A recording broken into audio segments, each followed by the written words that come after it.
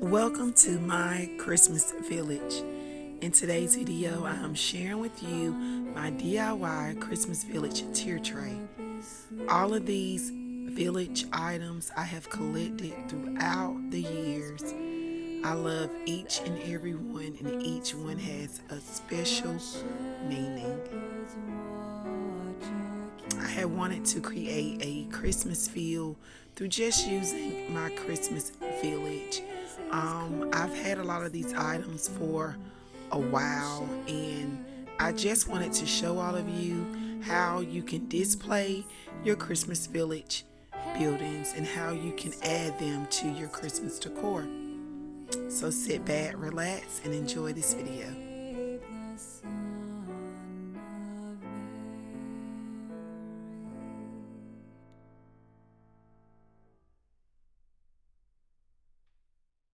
What child is this who lay to rest on May? Now we're on to the village. The yellow house right here in the middle is so sentimental. It reminds me of my own house. I was so amazed that I was able to find a village house that looks so much like my own original home. I love collecting these buildings. They are so beautiful, and they have such a sentimental value when it comes to Christmas for me.